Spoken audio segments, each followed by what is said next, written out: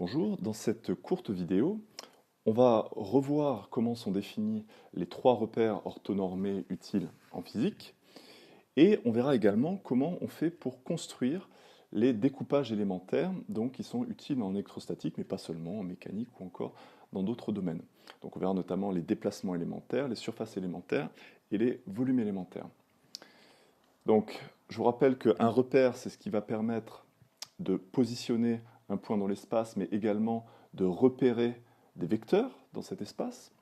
Et donc, il y en a trois qu'on utilise. On va commencer par le repère cartésien. Donc, je rappelle que les trois sont des repères orthonormés, c'est-à-dire que les trois directions fondamentales du repère sont à chaque instant orthogonales les unes aux autres, et la norme est 1. Alors donc, commençons par le repère cartésien. Alors, on va aller vite parce que, évidemment, vous le connaissez depuis longtemps. Donc, un point M, ici, il est repéré par ces trois coordonnées x, y, z. X, y, z étant les trois distances algébriques avec lesquelles il faut se déplacer pour aller de O vers M en prenant à chaque fois l'une des trois directions. Donc, par exemple, il faut ici aller de O à N, donc on se déplace de x dans la direction EX, puis on se déplace de y dans la direction EY, et enfin on se déplace de z dans la direction EZ. Ainsi, le vecteur position OM est défini par XEX plus YEY plus ZEZ. Donc ici, EX, EY, EZ sont entre guillemets des absolus, et ce qui dépend du point M, c'est X, Y, Z. Et d'ailleurs, lorsque le point M se déplace, ce qui dépend du temps, ça va être les trois coordonnées X, Y et Z. EX, EY et EZ sont fixes, sont des constantes. Alors justement, on va maintenant regarder comment se déplace le point M, mais de manière un petit peu particulière. On va uniquement faire varier une des trois coordonnées et on va regarder le résultat. Donc le résultat, ça va être des déplacements. Ça va être des déplacements élémentaires parce qu'on va très peu faire varier les coordonnées, donc on va les faire varier de manière élémentaire. Et donc ce sont des déplacements qui sont des vecteurs. Évidemment, un déplacement, c'est une quantité, une distance, mais c'est également un sens et une direction. Donc commençons par exemple par augmenter de dx la coordonnée x du point M. Alors à ce moment-là, si on augmente uniquement x, le point M va se déplacer comme ceci. Et donc on va appeler dl1 ce déplacement élémentaire. Du coup, on voit que dl1, ça correspond à la petite variation de x dans la direction EX. Donc ici, on a un petit dx. Donc si on fait la même chose pour les deux autres coordonnées, donc si on augmente un tout petit peu y, on voit que le point M va se déplacer ainsi. Donc on a ici dl2, et on a donc dl2 qui est égal à dy, ey. Et enfin, si on augmente z de dz, le point M va monter très légèrement, et donc le déplacement 3 va être comme ceci. Donc on a dl3 égale dz ez. Voilà. Du coup, lorsque le point M se déplace de manière quelconque, donc par exemple, il se déplace... non, je ne vais pas le faire, sinon après le schéma va être trop rempli. Donc s'il se déplace de manière quelconque, ce déplacement quelconque, on va toujours pouvoir le décomposer en une combinaison de ces trois déplacements particuliers. Donc les trois déplacements caractéristiques du repère. Ainsi, on peut donc écrire que DOM de manière générale, qu'on peut parfois écrire aussi DL, ça va être DL1 plus DL2 plus DL3, c'est-à-dire ça va être égal à DXEX plus DYEY plus DZEZ. Et donc, selon le déplacement, par exemple, on peut avoir dy qui vaut 0, et à ce moment-là, le déplacement il est juste selon x et z. Ou on peut avoir, par exemple, dy et dx qui sont nuls, et à ce moment-là, le point se déplace uniquement verticalement. Alors ensuite, on peut encore utiliser ces déplacements élémentaires pour former des surfaces. Par exemple, si je prends le déplacement 1 et le déplacement 2, lorsque je fais le produit de ces deux déplacements, ça va former ici un petit rectangle. Un petit rectangle dont un côté est dx et l'autre côté est dy. Donc ici, ce rectangle, dont la surface, je vais l'appeler ds1, ça va être égal à dx fois dy. Donc ds1, ça va être dx fois dy. Et on peut faire la même chose avec dl1 et dl3. on va former ce rectangle-là, de normes, enfin, pardon, de surface, ici dx fois dz. ds de z, dx, dz, et évidemment on peut faire la même chose pour le troisième, donc on combine dl2 et dl3, et ça fait ici un rectangle dans un plan vertical, donc de surface dy, dz. Voilà. Et enfin, eh bien, on voit qu'on peut faire le produit de ces trois surfaces, enfin pas de ces trois surfaces, plutôt pardon, des trois déplacements. Donc on va combiner cela et ça va former eh bien, un petit cube. Un petit cube dont les trois arêtes sont dx, dy et dz. Donc le volume élémentaire spécifique au repère cartésien, eh bien, ça va être le produit dx, dy, dz. Donc c'est assez facile de s'en souvenir. Donc voilà pour le découpage dans ce repère.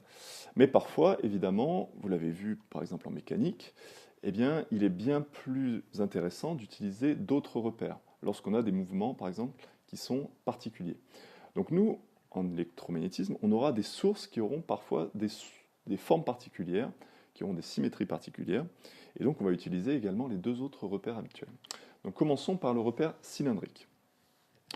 Donc, dans un repère cylindrique, on part du même, enfin, on a pris le même point M, mais donc le point M n'est pas repéré de la même manière. Ici, le point M, ces trois coordonnées, ce sont ρ, φ, z. Ρ, c'est la distance entre le point M et l'axe OZ. Donc ρ, on l'a ici, mais on l'a également ici, où P, c'est le projeté du point M sur le plan horizontal. Ensuite, phi, c'est l'angle de rotation, ici de OP ou de SM, par rapport au plan OZX. Et enfin, Z, c'est toujours l'altitude, donc de manière algébrique, comme dans le repère cartésien. Ici, les vecteurs unitaires, euro, EFI, EZ, eh bien, parmi ces trois, il y en a deux qui ne sont plus fixes. Il y a euro qui suit à chaque instant le point P. Alors euro, il peut suivre le point P, ou si on déplace le trio de vecteurs unitaires, euro, il va suivre ici le point M. Donc euro reste toujours horizontal, mais par contre, cette fois-ci, il va tourner parce qu'il va toujours être dirigé dans la direction de la projection de M sur le plan horizontal. Donc lorsque le point M va tourner, eh bien euro va tourner en même temps. Et EFI, qui est forcément perpendiculaire à euro, puisqu'on a un repère orthonormé, eh bien si euro tourne, EFI va forcément tourner, puisqu'il doit rester ici orthogonal. Donc, pour décrire le vecteur position, au M, eh bien, le fait que euro suive tout le temps le point P, eh bien, ça permet d'avoir une expression qui est plus simple, puisque pour aller de O vers M, eh bien, il suffit d'aller de O à P, et ensuite de P à M. Donc du coup, le vecteur position OM s'exprime comme étant la quantité ρ dans la direction euro, donc ça permet de faire OP, puis ensuite il faut monter de Z fois EZ. Donc on pourrait avoir l'impression qu'ici le vecteur position ne dépend que de ρ et de Z, mais en réalité ça dépend également de la coordonnée φ, puisque euro ici est défini à partir de l'angle φ. C'est l'angle φ qui donne ici la direction de euro. Donc ça dépend bien des trois coordonnées. Alors, donc, maintenant, à nouveau, on va augmenter très légèrement chaque coordonnée et on va regarder le déplacement résultant. Donc si on augmente ρ, eh bien le point M, il va se déplacer ici radialement, comme ceci. Donc on a un premier déplacement, ici dl1, avec cette quantité-là qui est dρ. Donc on a dl1 qui vaut dρ dans la direction euro.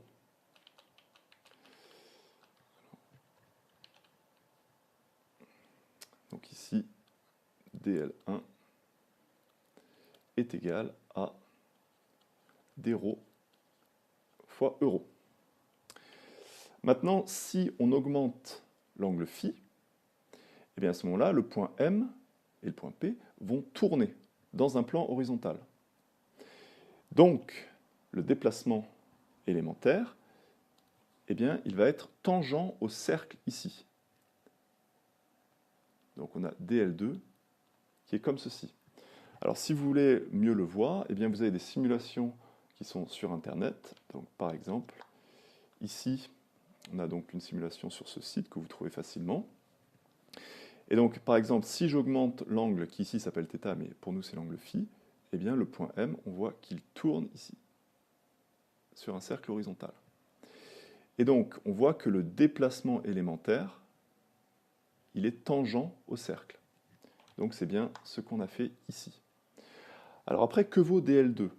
dl2, c'est un déplacement, donc forcément, en termes de dimension, c'est une distance. Donc attention, dl2, ce n'est pas uniquement dφ. Ici, cette distance, eh bien, c'est en fait l'arc de cercle, c'est la petite corde ici, et donc l'arc de cercle, c'est donné par le rayon du cercle fois l'angle. Donc ici, on va avoir ρ dφ. Et ensuite, la direction, eh bien, on voit bien, la direction, c'est Eφ. Donc finalement, on a dl2 qui vaut ρ dφ dans la direction Eφ. Et enfin, dl3, évidemment, c'est toujours dz Ez.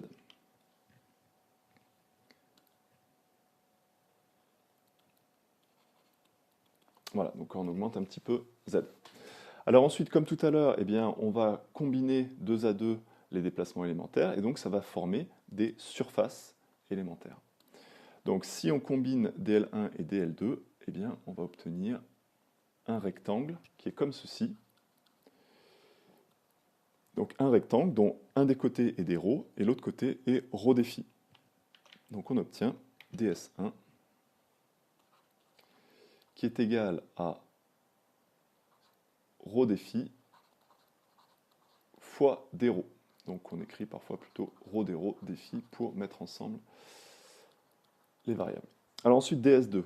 Donc ds2, je vais associer dl1 et dl3, et donc on obtient ici un rectangle dans un plan vertical. Donc rectangle dont les côtés sont dρ et dz. Donc ici, ça va être simplement dρ dz, ds2. Et enfin, ds3, c'est lorsque je vais combiner dl2 et dl3, et donc ça va donner ici ce rectangle-ci, donc qui est vertical, mais qui est, disons, tangent au cylindre. Et donc ici, les côtés, c'est dz et toujours l'arc de cercle, donc qui vaut ρ dφ. Donc ds3 est égal à ρ dφ dz. Et enfin, je peux former avec ces 3 côtés un volume, comme ceci. Donc il y a un parallélépipède dont les 3 côtés sont dρ, ρ dφ et dz. Donc dτ, en coordonnées cylindriques, c'est ρ dρ dφ dz. Voilà, et donc il nous reste à voir les coordonnées sphériques. Donc à nouveau, ici, on a des vecteurs unitaires qui ne sont pas fixes, mais ici les 3 ne sont pas fixes. Donc on a ER qui est défini comme étant le vecteur unitaire qui va toujours de O à M. Donc lorsque le point M bouge, on a ER qui le suit tout le temps. Et puis ensuite, donc on a Eθ qui est le vecteur unitaire qui est dans la direction que prend le point M lorsque θ augmente, donc θ étant cet angle. Donc sur Terre, ce serait la direction vers le sud. Et Eφ, c'est donc la direction prise lorsque φ augmente. Donc le point M, ici, fait à nouveau ce cercle horizontal. C'est le même que pour les coordonnées cylindriques. Et donc sur Terre, Eφ, ce serait la direction de l'Est.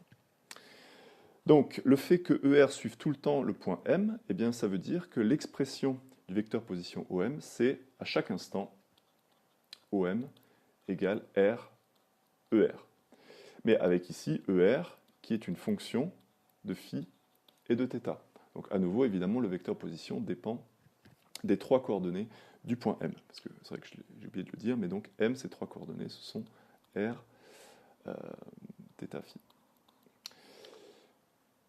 Alors donc ensuite, comme on l'a déjà fait 2 fois, on va regarder les déplacements élémentaires causés par la variation d'une des 3 coordonnées. Donc lorsqu'on augmente R, eh bien, à ce moment-là, le point M, il va aller radialement comme ceci.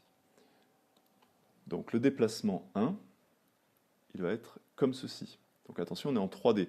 C'est comme si là, la sphère que j'ai représentée, on imagine c'est la Terre. Donc lorsqu'on augmente R, eh bien, on a un point qui saute, donc qui s'éloigne de la surface de la Terre. Donc on a dl1, donc là on a dr, qui est tout simplement dr dans la direction ER. Donc dl1 est égal à dr dans la direction ER. Ensuite dl2. Donc lorsque j'augmente un petit peu l'angle θ, eh bien le point M donc va se déplacer, si on était sur Terre, selon un méridien. Donc dl2 eh bien, va être comme ceci. Donc pareil, vous avez les simulations sur Internet. Donc par exemple ici, lorsque j'augmente l'angle θ, donc là il est défini de la même manière, eh bien, on a bien le point M qui se déplace comme ça selon un méridien. Et donc un méridien, c'est rien d'autre qu'un cercle de rayons, le rayon de la Terre. Donc dans le cas général, c'est un rayon R. Donc du coup, vu que le point M parcourt un arc de cercle, eh bien la distance ici parcourue, ça va être le rayon du cercle, donc ici R, fois l'angle parcouru, et ici l'angle parcouru, clac, c'est d taux. Donc ici, cet arc de cercle, c'est R d taux. Donc, on a dl2 qui est égal à R d taux, ça c'est la distance algébrique, dans la direction Eθ. Et enfin, dernier déplacement, lorsqu'on augmente phi, c'est exactement comme tout à l'heure, donc je vais vite. Le point M se déplace comme ceci, et donc on a dl3 qui est comme ceci. Alors, la seule différence par rapport à tout à l'heure, c'est que la coordonnée du point M, c'est pas ρ. Ρ qui est ici. Donc en fait, on va exprimer ρ avec les coordonnées sphériques.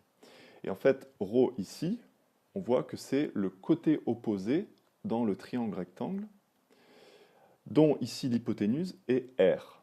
Donc si vous faites votre formule trigo, côté opposé, ici on a l'hypoténuse, donc la relation c'est le sinus θ. Donc ρ est égal à R sinus θ. Donc du coup, le cercle horizontal ici parcouru par le point M lorsqu'on fait varier phi, eh bien a un rayon R sinus θ. Donc du coup, l'arc de cercle ici, ça va être égal au rayon de ce cercle R sinus θ fois l'angle, ici l'angle étant toujours dφ. Donc dl3, ça va être égal au rayon du cercle R sin θ fois l'angle dφ dans la direction Eφ. Enfin, donc, on forme les surfaces élémentaires et le volume élémentaire, donc en associant 2 à 2 les déplacements. Donc, lorsque j'associe... Alors, pardon, je l'ai mal fait. Si on associe donc dl1 et dl2, donc on va former cette surface-là.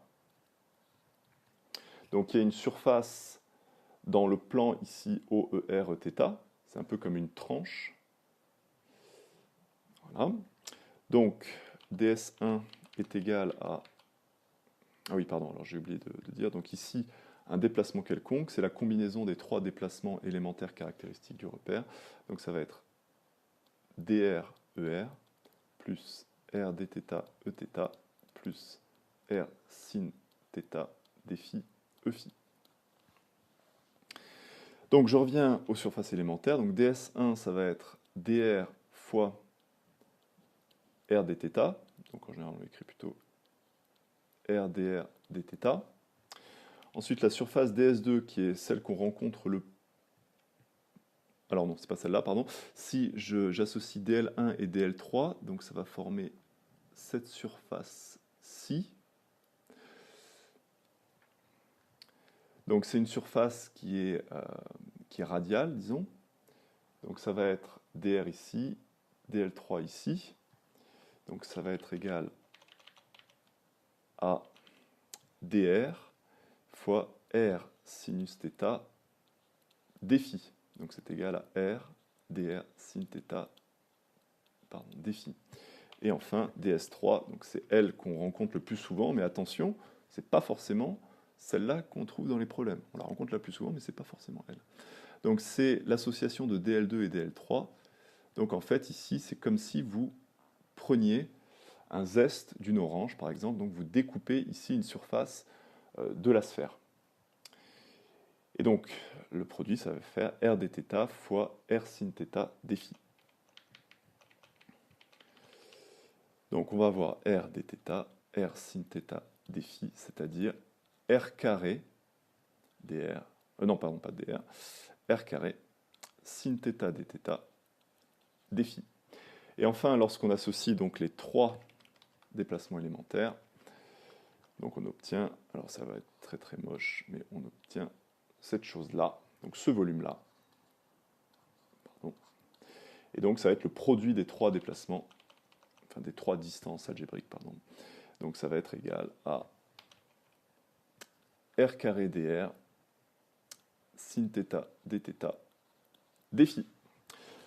Voilà donc pour cette présentation des différents repères et des découpages.